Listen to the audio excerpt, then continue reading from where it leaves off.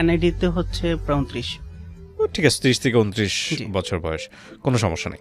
বলেন আলিম ভাই যেখান থেকে বলতে ইচ্ছে করে, প্রথমে ছোটবেলা থেকে একটু আমাদেরকে ধারণা দেন, তারপরে বাকি গল্পে আমরা আসছি। জি। আমার নাম হচ্ছে আব্দুল আলিম, আমরা দুবাই দুবন। হ্যাঁ। আমি ছোটবেলা থেকেই গ্রামগঞ্জে একটি প্রাইমারি স্কুলে লেখাপড়া করি, তারপর হাই স্কুলে লেখাপড়া করি, তারপর হচ্ছে ইন্টারমিডিয়েট সরকারি সফরলি কলেজে পড়ি। তার মধ্য দিয়ে আমার ভাই আমাকে ব্যবসা দেয়। আর এর পূর্বে হচ্ছে আমি সবসময় কঠোর পরিশ্রম করার জন্য চেষ্টা করতাম। আমার ফ্যামিলি থেকে আমি কখনো কোনো টাকা পয়সা নেওয়ার জন্য ট্রাই করিনি। আমার যত সম্ভব চেষ্টা করছি নিজের খরচটা নিজে বের করার জন্য। তো আমার ভাই যখন ইন্টারমিডিয়েটে পড়ি, ভাই আমাকে বিকাশের ব্যবসা দেয়। তখন প্রায় 1-1.5 বছর। ফ্যামিলি কিভাবে চলতো, মানে আপনার ভাইয়ের উপর বিশেষ করে? বড় ভাই? জি জি, এবং আমরা জয়েন্ট ফ্যামিলি ছিলাম। যখন আমি 6-এ পড়ি, দেন হচ্ছে আমরা সেপারেট হই। ওকে। বাবা কি করতো? বাবা কৃষিকাজ করতো। আমার 3 চাচা বাইরে ছিল। আচ্ছা। আর ভাইও ছিল। জি, বলেন। তারপর আপনাকে দিল বিকাশের ব্যবসা দিল। হ্যাঁ। দেন হচ্ছে আমি 1 থেকে 1.5 বছর ভালো নাম ছিল, খুব আমার ব্যবসাটা ভালোই ছিল। তারপর গ্রামের এক ভাইয়া ছিল, হঠাৎ করে আপনার টিভিতে খেলা হয় না, এই খেলার মধ্যে বলে যে তুমি এটি করবা। তো 1,000-2,000 টাকা করতে করতে দেন হচ্ছে আমি মনে হয় 40,000 টাকা মতো উইনিং হই, মানে অনেক দিনে জুয়া যেটাকে বলে। জি জি জি জি। দেন হচ্ছে পরে আপনার ওয়ার্ল্ড কাপ ছিল সম্ভবত, ওইটা চলে যায়। 1 মাস পরে আইপিএল আসে। আইপিএল আসার পরে আমার কাছে হিউজ পরিমাণে টাকা ছিল, প্রায় অনেক টাকাই ছিল। তো আমি 40,000, 50,000, 1 লাখ, 2 লাখ টাকা করে করতে করতে তখন আমি প্রতিদিনই হারতাম। দেন হচ্ছে আমি অনেক টাকা হারার পরে আমার মাথায় সেন্স ঠিক ছিল না, অনেক টাকা। ভাইয়ের কাছে বারবার আমি বলতাম, ভাই আমাকে কিছু টাকা দেন, আমি ব্যবসাটা কন্টিনিউ করি। ভাই আমার প্রতিটা কথা শুনতো, ভাই আমাকে অনেক সাপোর্ট দিত। লাস্ট পর্যায়ে হচ্ছে আমি ওই জায়গা থেকে ফিরে আসতে পারিনি। তো ফরচুনেটলি হচ্ছে সৌদি আরবের ভিসা চালু হয় 2016 সালের লাস্টে। আমাকে ভাই সৌদি আরবে নিয়ে যায়। আমি 2016 সালের 26শে ডিসেম্বর দেশ থেকে চলে যাই। তো যাওয়ার পর 1 মাস পরে আমি কোনো কাজ, যাওয়ার পর থেকে কাজ করতেছি, কোনো কাজ পাই না। ভাই থানায় কাজ করতো। ভাইয়ের এক ফ্রেন্ড ছিল, ও ভাইয়ার কাছে সন্ধান চাইলো যে দেখো আমার ছোট ভাই দেশ থেকে আসছে, তুমি একটা কাজ দিতে পারবা? দেন ভাই বললো, ভাই আপনি দেশের বাইরে গেলেন তখন আপনার বয়স কত? আমার বয়স ছিল তখন 2016 সালে। 2016 সালে থেকে ইন্টারমিডিয়েটের পরে আপনি আর পড়াশোনা করেন নাই? না না না। আচ্ছা, ইন্টারমিডিয়েট পরীক্ষা দিয়েছেন না দেন নাই? দিয়েছিলাম। আচ্ছা, ওকে। তো ভাইয়ের সাথে যোগাযোগ করার পরে ভাইয়াকে অনেকদিন ফোন দিল। পরে ভাই বললো, ভাই এখন তো ব্যবসা অতটা ভালো নাই। ওনার সবজি দোকান ছিল। তো ভাইয়াকে বলার পরে বলল যে দেখো তুমি তো জানো আমার ছোট ভাই মানে তোমার ভাই। পরে ভাই বলল, ভাই আপনি তাহলে এইভাবে দেওয়া যাবে না, আপনি 10,000 রিয়াল দেন, বাংলা টাকা 2 লক্ষ টাকার উপরে হয়। তো আমি আপনার ভাই অতটা পরিশ্রম করা লাগবো না, আমি ভাই হিসেবে ব্যবসা বাদ আমি আর 1500-1600 রিয়াল বেতন দিব। হ্যাঁ, কোনো আপনাকে ইন্টারেস্ট দিব না। তারপর হচ্ছে আমি 1 মাস কাজ করি। আমার জীবনে কখনো এত কাজ করি না। সারা রাত আমি দেখা যাচ্ছে রাত 12টা থেকে শুরু করে একদম 3টা পর্যন্ত কাজ করতে হইতো। সকাল সবজি দোকানের 1 ট্রাক মাল আসতো, ওই ট্রাকের মাল আমাকে দিয়ে নামাইতো। আমার কাছে খুব কষ্ট লাগছে, আমি ওই কষ্টগুলো কখনো সহ্য করতে পারি না ভাই। আর তারপরে 1 মাস যাওয়ার পরে এর পূর্বে হয়েছে যে ওনার দোকানের সামনে থেকে আমাকে, তখন আকামা ছিল না, পুলিশ ধরে। আকামা হচ্ছে এনআইডি কার্ডের মতো, ওইটা ওই দেশে বৈধতা। তো এনআইডি কার্ড ছাড়াও আপনার আকামা ছাড়াও 3 মাস থাকা যাবে সৌদি আরবে, এটা নিয়ম ছিল। তো আমাকে পুলিশ ধরে নিয়ে যায়। নিয়ে যাওয়ার পর হচ্ছে 1,050 রিয়াল জরিমানা করে, বাংলা টাকা প্রায় 20-25 হাজার টাকা। আমার কাছে ওই সময় কোনো টাকা ছিল না। তো আবার নতুন আকামা তৈরি করার পূর্বে ওই টাকাটা পে করতে হয়, প্রায় 1,150 রিয়াল। তো ওই ভাইয়ের দোকানে যে আমি 1 মাস কাজ করি, ভাই আমাকে কোনো স্যালারি দেয় নাই। 1 মাস হওয়ার পরে আমাকে 50 রিয়াল ভাড়া দিয়ে বাসে উঠাই দিয়ে দেয়। আমি এত কষ্ট করলাম, ভাইয়াকে আমি অনেক রিকোয়েস্ট করছি, ভাই আমার বেতনটা আপনি দেন। আর ভাইয়ের যে টাকাটা দিচ্ছি ওই টাকাটাও দেয় নাই। বলছে আমি ভাইয়ের সাথে আমি 5-6 দিন পরে যাবো, আমি তোমার সব টাকা দিয়ে দেবো, তোমার স্যালারি দিয়ে দেবো। ও ভাইয়া কী করলো, 1 সপ্তাহ পরে ওই দোকান ছেড়ে বিক্রি করে চলে গেছে। তারপরে আবার আমি ভাইয়ের কাছে চলে আসি। আসার পরে ভাইয়ের কথা শুনি না, অনেক খারাপ মনে ভাইও কান্না করছে যে আমি ছেলেটার এত পছন্দ করতাম, এত ভালোবাসতাম, ছেলেটা এমন একটা কাজ করলো, যাই হোক আমি দেখবো। এটা বলার পরে উনি আর কোনো ফোন যে নাম্বারগুলো ছিল ফোন অফ করে রেখে দেয়, আর কোনো যোগাযোগ করা যায় না। তারপরে হচ্ছে আমি ওখান থেকে চলে আসার পরে আবার কাজ টাজের জন্য বিভিন্ন জায়গায় ভাই যোগাযোগ করে, ওই সময় অনেক লোক গেল বাংলাদেশ থেকে, কোনো কাজ পায় না। তারপর ভাইয়ের যে থানাতে কাজ করে, ওই থানার একটা মুদির থাকে, ওনার বাসার জন্য আমাকে পাঠায়। যাওয়ার পরে আমি দেখি ওনাদের বাসা খুবই ভালো, ওনার ওয়াইফটা আমাকে আমার জীবন চলার পথে যত মানুষ দেখছি এত ভালো বিহেভ করছে, এর চেয়ে ভালো মানুষ আমার জীবনে পাইনি।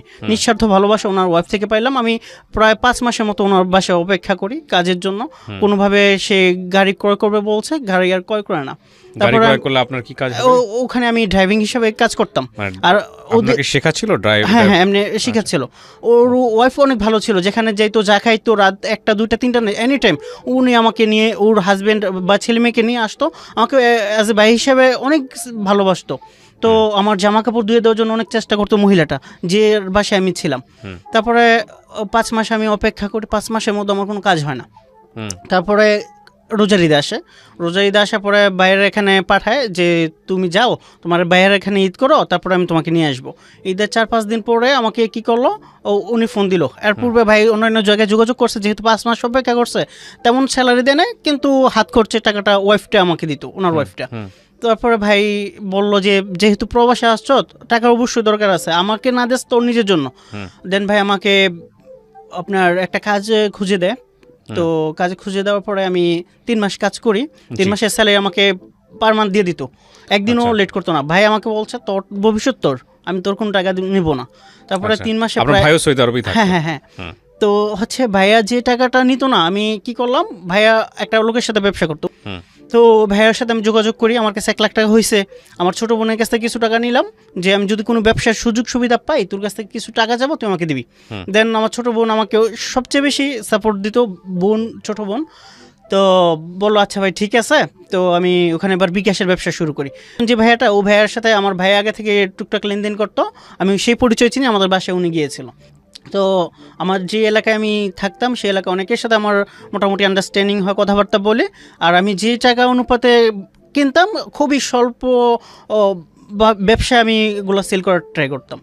তারপরে আমি এমন সময় গেছি আপনার 15 দিনের মতো ব্যবসা করছি ওনার সাথে। 5 লাখ 7 লাখ 10 লাখ 12 লাখ টাকা পর্যন্ত আমি রিয়াল দিছি। একদিন লাস্ট আমি একে 14 লাখ টাকার মতো রিয়াল দিই। রিয়াল দেওয়ার পরে সে আমার ফোন পিক করে না, সে আমার কাছ থেকে অনেক দূরে থাকতো, 600 কিলোমিটার দূরে। তো ফোন পিক করে না, এত ফোন দিতাম, আমি শুধু কান্না করতাম আর আল্লাহ ডাকতাম। যেসব লোকের টাকা নিছে, আমি হইছি নতুন, কোনো কিছু জানি না, তারা আমাকে মারবে, কাটবে, কি করবে। তো আমার ফোন ধরেই না। 3 দিন 4 দিন গেল, তো আস্তে আস্তে সে আমাকে 10-11 লাখ টাকার মতো দেয়। তো 3-4 লাখ টাকা বাকি ছিল, আজ অবধি সে টাকাটা আমি পাইনি। এর মধ্যে হচ্ছে আমার এক রিলেটিভস, তার কাছাকাছি থাকে, দিয়ে দেই। তো সে ভাইয়ের কাছ থেকে আমি কালেকশন করাইতাম, তাকে যে বললো যে দেখেন ভাই, আপনার কাছ থেকে তো সে প্রফিট করে আমাকেই দেয়, আমি টাকা নিয়ে যাই, তো আপনি হারে টাকা না দিয়ে আপনি আমাকে দেন টাকাগুলো। তারপরে ওর লোক কাছ থেকে একবার 1 লক্ষ টাকা রিয়াল নিয়ে আসে, দেন হচ্ছে পরবর্তী 2 লক্ষ টাকা রিয়াল নেওয়ার পরে আর ওর সাথে কোনো যোগাযোগ করে না। তো আমার ওখানে একটা লস গেল। তারপরে আবার কাজ করি, যে কাজগুলো ও বাংলাদেশ থেকে করাই, তো ও বাউচারের মধ্যে নাম্বার ছিল, ওনার সাথে আমি মোটামুটিভাবে টুকটাক লেনদেন 5-7 মাস পর থেকে আবার করি। তারপর তো এক ভাইয়ার নাম্বার নেই বাউচার থেকে, ভাইয়াকে আমি কল দিই যে ভাই আমি এমন, তো পর বলছে আচ্ছা ঠিক আছে, আমি আপনাকে সর্বোচ্চ সুযোগ সুবিধা দেওয়ার চেষ্টা করব আমার জায়গা থেকে। তারপর ওনার নাম হচ্ছে বাবু, নোয়াখালীতে বাসা, আমি কখনো ওনাকে দেখি নাই, চিনিও নাই। তো লাস্ট মোটামুটি অনেকদিন ওনার সাথে ট্রানজ্যাকশন করি, ভালোই ছিল। তো লাস্ট করোনার পূর্বে সেটা ঘটনাটা 15-20 হাজার টাকার মতো আটকে রাখছে, আর তার সাথে আমি কোনো ধরনের লেনদেন করিনি। আর হচ্ছে করোনা মহামারী যখন শুরু হয়, তারপর আপনার আমি ব্যাংকে টাকা পাঠাতাম। আমি নিজে কয়েকবার পাঠাইছি, প্রায় মনে হয় 20-25 লাখ টাকা হবে। আচ্ছা, ওই যে টাকাগুলো সম্পূর্ণ আমার না। এই কাজগুলো আপনি কিভাবে, মানে এত টাকা আপনার কাছে আসতো কিভাবে? আরেকবার যদি যে আমাদের যে এলাকায় আমি থাকি, এখান থেকে ব্যাংক অনেক দূরে। হ্যাঁ, যেহেতু ব্যাংক অনেক দূরে, ব্যাংকে আসা যাওয়ার জন্য আপনার 150 রিয়াল ভাড়া দিতে হবে, এবং আপনার কাজ অফ থাকতে হবে। তাহলে দেখা যাচ্ছে 150-100 রিয়ালও যদি ধরে, তাহলে ব্যাংক চার্জ আছে লাইক দ্যাট আপনার 230 রিয়াল চলে যায় 5,000 টাকা। হ্যাঁ, তো সম্পূর্ণ খরচ 5,000 টাকাও যদি বাংলা টাকায় কেউ পাঠায়, ওখানে যাবে না। 50,000 টাকা পাঠাইলেও যাবে না। তো অনেক টাকা পাঠাইলে সে যদি যাইতে চায় যাইলো। তো সেই কারণে 10-5 হাজার টাকা পাঠাইলে ম্যাক্সিমাম টাকা আমাদের দিয়ে পাঠাইতো। আচ্ছা, মানে এক ধরনের হুন্ডি। জি, হুন্ডির মতো। হ্যাঁ, আমি ব্যাংকে পাঠাইতাম এই টাকাগুলো। এর পূর্বে যেগুলো করতাম আপনার হুন্ডির মাধ্যমে। ওকে, তারপর তারপর হচ্ছে যে আমি নিজে 20-30 লাখ টাকা ট্রানজ্যাকশন করি। তো আমার ভাই আমাকে বলছে যে তুই এইভাবে করো, সেগুলো তো সমস্যা হবে একটা পর্যায়ে। তখন ভাইয়ের কথা ততটা রেসপন্ড করি না। আমি যে জায়গায় কাজ করতাম একটা থানার মধ্যে, ওই জায়গায় একটা পুলিশ ছিল আমার দায়িত্বে, যে আমার বেতন দিত। হোস্টেলের মতো ওখানে খাবার দাবার খাইতো, আমি রান্না বান্না করতাম। তো তার সাথে মোটামুটি ভালো একটা সম্পর্ক। আমি বললাম যে দেখেন, আমি তো বাংলাদেশের, এখানে সবাই করোনা মহামারী, কেউ বাইরে যেতে পারে না, আমি টাকা পয়সা নিয়ে দিলে দিতে পারবেন। সে আমাকে অনেক সাপোর্ট দিছে। এমনও সময় গেছে 30 লাখ 20 লাখ টাকা মেরে দিতাম, রিয়াল দিতাম, বাংলা টাকা 20 লাখ 30 লাখ টাকার মতো। সে প্রতিদিনের টাকা প্রতিদিন দিয়ে দিত। তো লাস্ট পর্যায়ে হয়েছে দিতে দিতে আপনার এমনও মাস গেছে আমি 1.5 কোটি 1 কোটি টাকা পর্যন্ত রেমিটেন্স পাঠাতাম এর মাধ্যমে। তারপর হচ্ছে যে এর নামে একটা মামলা হয়। কার নামে? এই যে সৌদি পুলিশের মাধ্যমে টাকা দিতাম, সে আবার ব্যাংকে প্রশ্ন করতো যে আমি যে টাকাগুলো নিয়ে দিচ্ছি এটা তো আমার এক শ্রমিকের টাকা। সে বিভিন্ন লোকের কাছ থেকে টাকা না দেয়। সে অনেক ভালো, পুলিশটা অনেক ভালো, আমাকে অনেক সাপোর্ট দিচ্ছে। যদি খারাপ হতো এই সাপোর্টটা আমি পাইতাম না এর কাছ থেকে। তারপর বললো যে না, কোনো সমস্যা নেই। তো লাস্ট পর্যায়ে তার নামে মামলা হয়। মামলা হওয়ার পরে বিভিন্ন ঝামেলা, এর মধ্যে আমি চিন্তা করি যদি সে কোনো ক্রমে আনফর্চুনেটলি জেল হয়, আমারও হবে। বাংলা টাকা 1,20,00,000 টাকা আমার জরিমানা হবে এবং 15 থেকে 20 বছরের জেল হবে। সেক্ষেত্রে আমি কি করলাম, তাকে অনেক কিছু বুঝাই, ওর সাথে এখনও কথা হয়। সে আমাকে বলল আচ্ছা ঠিক আছে। আমি বললাম যে বাংলাদেশে যাই, বাংলাদেশে যাওয়ার পরে আমি কোনোভাবে কোনো পেপারস দেওয়ার চেষ্টা করবো যাতে আপনার কোনো সমস্যা না হয়। সে আমাকে টাকা দেওয়ার কথা ছিল, তার কাছে আমি 5-6 লাখ টাকা বাংলা টাকা পাই। যে দেখ, আমি তো এখন হজে যাব, আমার কাছে এখন টাকা নাই। এই যে ওমরা, রোজার মধ্যে ওমরা হয়, তাদের একটা ডিউটি থাকে এবং বড় হজের মধ্যে ডিউটি থাকে। সে যায়, পরে বলছে যে আমি তোকে টাকা দিব, পরে দিব। তো আমি চলে আসার পরে মোটামুটি কথা হয়। সে আমাকে জিজ্ঞেস করে কী করলাম, কতটুকু পেপারস, ওগুলো তো আমার বাংলাদেশে এসে রোজার কারণে বিভিন্ন জায়গায় যোগাযোগ করতে পারি না, আর আমি কতটুকু সহযোগিতা বাংলাদেশ থেকে পাবো সেটাও আমি জানি না। তো এটা ছিল রেমিটেন্সের ক্ষেত্রে একটা আমার বিপজ্জনক ঘটনা। এই ঘটনার কারণে আমি মোটামুটি রেমিটেন্স পাঠানো বা টাকা পাঠানো ব্যবসা আমার বন্ধ। এর পূর্বে আমার যে করোনা মহামারীর মাঝে দিয়েই, যে এর মাঝে এক বন্ধু, ওনার সাথে আমি মোটামুটি বেশ দিন লেনদেন করতাম, টাকা পয়সা বাংলাদেশে পাঠাইতো, আমার মাধ্যমে পাঠাইতো। ওনার এক মেয়ে বিয়ে দিবে, তো 1 লক্ষ টাকা আপনার যৌতুক দিতে হবে। সে আমার হাতে পায়ে ধরে, আমার বয়স অনেক বড় হবে সেই ভাইয়াটা। তো উনি আবার যে এলাকায় থাকে, এই এলাকায় আরও 5-6 বছর আগে আসার পূর্বে একটা অ্যাক্সিডেন্ট করে। অ্যাক্সিডেন্ট করে আপনার শরীরে শুধু মাথা ব্যথা, এমন কোনো অংশ এবং হাড় নাই যে ভেঙে যায় নাই, বেঁচে থাকার মতো অবস্থা ছিল না। তো ওনার রুমমেটরাও যেহেতু করোনা মহামারী কোনো ধরনের কাজ পায় না, সবাইকে বললো যে যেহেতু আমি একটা কাজ পাইছি, রাস্তা কন্ট্রাক্টর পাইছি, আমাকে বললো ভাই আপনি টাকা পয়সা দিবেন, এরা আমার সাথে আমার জীবন বাঁচাইছে, এদেরকেও আমি সাপোর্ট দেবো, যেন আল্লাহ আমার সুযোগ দিচ্ছে আমি এদের ভালো কিছু করতে পারি, আপনার সাথেও কিছু করতে পারি। তো ব্যবসাটা বা কন্ট্রাক্টর ওনার সাথে এটা ছিল, 3 ভাগের 1 ভাগ আমাকে লাভ দিবে আর 2 ভাগ উনি নিয়ে যাবে। তো শেষ পর্যায়ে উনি কী করলো, 2 মাসে আমাকে হিসাব দেয়। লাস্ট পর্যায়ে যে খাতা কলম ছিল, হিসাব প্রতিদিন আসতো, প্রতিদিন হিসাব কিতাব বুঝাইতো, 1 টাকাও দিক বলতো না, বরং 1 টাকা বেশি বলতো, কম বলতো না। লাস্ট পর্যায়ে উনি আমার সাথে কোরবানি ঈদে আসে। কোরবানি ঈদের 4 দিন পরে বলছে ভাই আমি আপনার রুমে আসতেছি, টাকা পয়সা দিয়ে যাব, এটা বলে সে ফোন অফ করে রাখে। তারপরে এইভাবে আমি বিভিন্নভাবে ঋণ করি, ঋণের টাকা এই বেতন পাইতাম, দিতাম। এরপরে এই যে রেমিটেন্সের মধ্য দিয়ে আমি যে লাভ করি, এই যে পুলিশের দিয়ে টাকা পয়সা পাঠাইতাম, মাসে 1 কোটি টাকা বা 50 লাখ যাই পাঠাইতাম। আর রিং আইডি খুলি আপনার 10টা রিং আইডি খুলি, 100 এসপিসি খুলি, এখানে প্রায় 3 থেকে 4 লক্ষ টাকা আমার লস।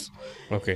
এরপরে হচ্ছে বিভিন্ন বন্ধু বান্ধব, সবাইকে যখন যে কোনো বন্ধু আমাকে ফোন দিত, ভাই আমার 10,000 20,000 টাকা লাগবে, যে কোনো, আমি তাদেরকে হেল্প করতাম।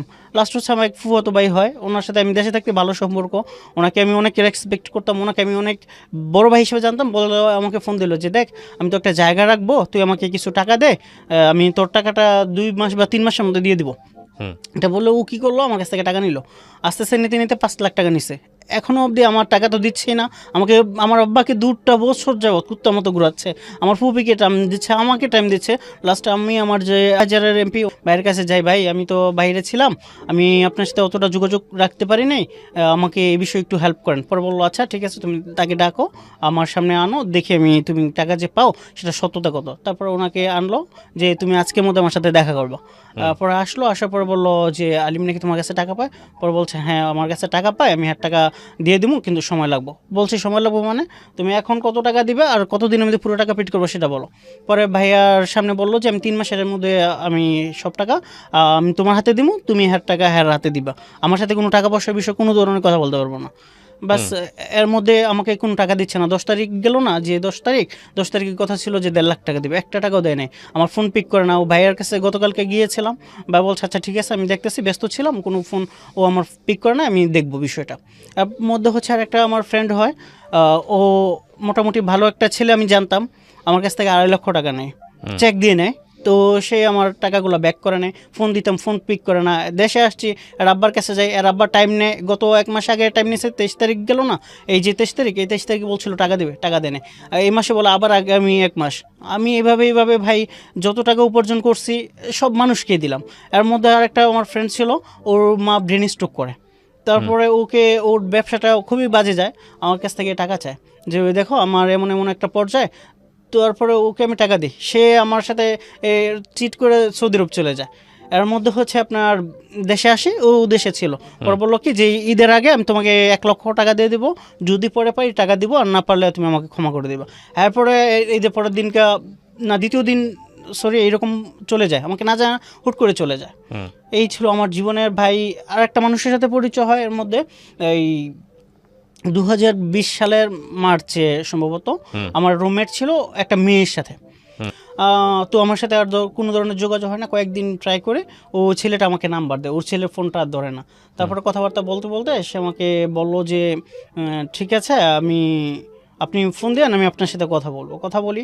তো তার একটা মেয়ে ছিল, মানে অনেকদিন কথাবার্তা তার সাথে বলে পরে বললো আচ্ছা ঠিক আছে, আপনি যেহেতু ভালো, আপনার কথাবার্তা শুনে ভালো মনে হয়েছে, আপনি যোগাযোগ রাখেন, আমার একটা মেয়ে আছে, আপনি চাইলে আমি আমার মেয়েকে আপনার কাছে বিয়ে দেবো। তো সে বলতো যে পরিচয়টা ছিল সম্পূর্ণ মিথ্যে ছিল। যেমন বলছে যে বাসাটা থাকে সে বাসা তার নিজের, এবং একটা বাড়ি আছে তার হাজব্যান্ডের, যেখানে থাকে সেটা ভাড়া থাকে। আর সে আমাকে বললো কি যদি তুমি আমার মেয়েকে বিয়ে করো তুমি তো একটা সুযোগ সুবিধা পাবা। আমি তো তোমাকে লুকাইছি, তোমার কোনো লোভ লালসা নাই, দেখছি অনেক ট্রাই করছি, তোমার ভিতরে অনেক বাস্তবতা এবং সত্যতা আছে, অনেককে তোমাকে ঠকাইছে, তোমার অনেক ঘটনা শুনছি। তো আমার দোকান আছে, অনেক দিন আমি জানলাম যে আসলে দোকানটা রাইট আছে কিনা, তো কতজন কর্মচারী এটা সেটা বিভিন্ন হিসাব কিতাব রাত্রে বলতো, শুনতাম। তো মনে হয়েছে যে দোকান আছে, কিন্তু ওই জায়গায় একটা দোকান আছে, যে দোকানটা ও দোকান ওর না, আর দোকানটা হচ্ছে একটা ছেলের। ও ছেলের সাথে ও মহিলাটার আগে থেকে অনেক যোগাযোগ ছিল, কথাবার্তা হতো। তো আমার কাছ থেকে সে টাকা নেয় 3-4 প্রায় 5 লাখ টাকা মতো নেয়, আমাকে 2বারে 50-50 1 লাখ টাকা, আর একবার 1 লাখ টাকা, 2 লাখ টাকা ব্যাক করে 3 লাখ টাকা আর কাছে আছে। আমাকে বলছে আসার পূর্বে যখন জানাবো আমাকে 1 সপ্তাহের মধ্যে টাকা দিবে। আমি যখন নাকি বিগত 1 বছর থেকে বলতেছি আসবো, দেশে আসবো, আমার টাকা লাগবে, কোনো টাকা দিচ্ছে না। এখন যে জানুয়ারি গেল, জানুয়ারিতে বললো কি যে তোমাকে এখন 50% টাকা দেবো, আর 50% টাকা আমি তোমাকে মার্চের দিকে দিব। সে আমার সাথে জানুয়ারিতে আসার পরে সে বললো কি দেখো আমি তো একটা বাস কিনবো, তুমি আমাকে কিছু টাকা দিয়ে হেল্প করো। আমি বলছি দেখেন আমার কাছ থেকে যে টাকাটা নিচ্ছেন আমি বেশি কিছু জানতে চাই না, আপনি আমার ওই টাকাটা দেন, আপনি বাস কিনেন না টাকা কিনেন সেটা আপনার ব্যক্তিগত ব্যাপার, আমাকে কিছু বলতে হবে না, আমার টাকা লাগবে। সে কয়েকদিন কথা বলে না, তারপরে হচ্ছে আমাকে কয়েকদিন পর ফোন দেয় যে দেখো তুমি যদি পারো জোরে আমার টাকা নিও, আমি তোমাকে এমনি টাকা দিব না। আমি বলছি আচ্ছা ঠিক আছে আমি দেশে আসি, দেশে এসে যদি আমি সঠিক রাইট টাকা দিয়ে থাকি, আমার কাছে প্রুফ থাকে, আমি বাংলাদেশে আইন আছে, আমি আইনের সহযোগিতা নেওয়ার চেষ্টা করব। তখন আমি দেশে আসার পরে রমজানে তার বোন আছে, মা আছে, তার মা বোন সবাই জানে মোটামুটি সে আমার কাছ থেকে টাকা নিয়েছে। তারা বললো আচ্ছা ঠিক আছে আপনার ঘটনা তো আমরা জানি, সে অবশ্যই টাকা দিব। তো ঈদের 3 থেকে 4 দিন পরে ওর বোনে আমাকে ফোন দেয় যে ভাইয়া আপনার সাথে তো আমার বোন কথা বলছে, বা আমার ভাগ্নি বিয়ে দেবো, বা আমরা কথা বলছি, এক কাজ করেন আপনি নারায়ণগঞ্জ আসেন, আপনি আমাদের দেখে যান। আমি বলছি না আমি আসবো না, আপনারা প্রয়োজন আমার বাসায় আসেন, আমি টাকা পাই টাকা দেন, বাস, এর বাইরে আমার কোনো কিছু প্রয়োজন নাই, আমি আপনাদের সাথে কোনো ধরনের যোগাযোগ রাখতে চাই না। আর যদি আপনারা এইভাবে টাকা না দেন আমি বাংলাদেশের আইনের সহযোগিতা নেওয়ার জন্য চেষ্টা করব। তারপরে ঈদের পরে আমার বিয়ে গেল, আমি সেই ক্ষেত্রে বিভিন্ন ব্যস্ততার জন্য আমি তার সাথে কোনো ধরনের যোগাযোগ করতে পারিনি। আর এটাই ছিল আমার জীবনের সবচেয়ে। আপনি একটানা বলে গেছেন, আমি আপনাকে থামাইনি, আমি একটু জাস্ট আপনাকে কয়েকটা জিনিস একটু জানতে চাই। প্রথম কথা হচ্ছে আপনাকে কতগুলো মানুষ এরকম ধোকা দিয়েছে? বন্ধু আছে 4-5টা। 4-5টা। আপনি এত টাকা কোথায় পেলেন?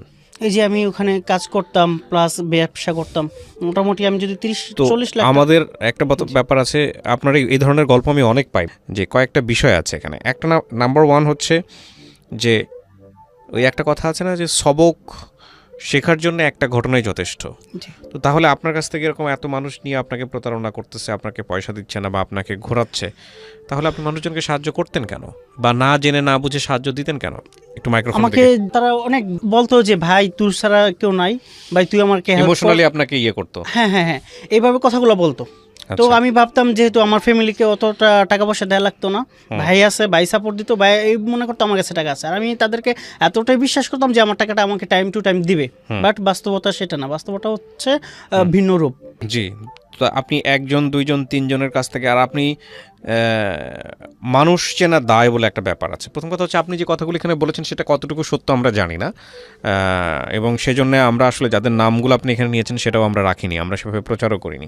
আপনি গল্পটা কেন বললেন সেটা আগে একটু বলেন তো, আপনি কেন রেডিওতে এসেছেন এই গল্পটা বলার জন্য? গল্পটা ভাই আমার জীবনে তো যা করলাম মানুষকে দিলাম।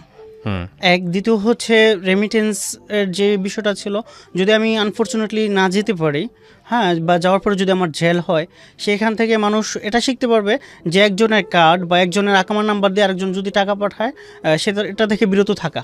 এবং আরেকটা আমি ঘটনা জানি, যেটা হচ্ছে আমার এলাকার এক বড় ভাই, ওনার সাথে মোটামুটি আমার লেনদেনও ছিল। একটা মামলা যুক্ত হয়, মামলা মাজরায় বলতে একটা জমিতে কাজ করে, ওখানে আপনার গাঁজা চাষ করতো, সে জানতো না মনে হয়। বাংলাদেশে 35 জন লোক থাকে, তো 35 জন লোক কাজ করতো, আপনার এক এক জায়গায় 10 দিন, 5 দিন, 15 দিন এরকম কাজ থাকতো, সে আসতে 2 দিন 3 দিন হয়। ওখান থেকে এমন লোক আছে রাতে মামার বাসায় আসছে, ধরে নিয়ে আসছে, 15 বছরের জেল।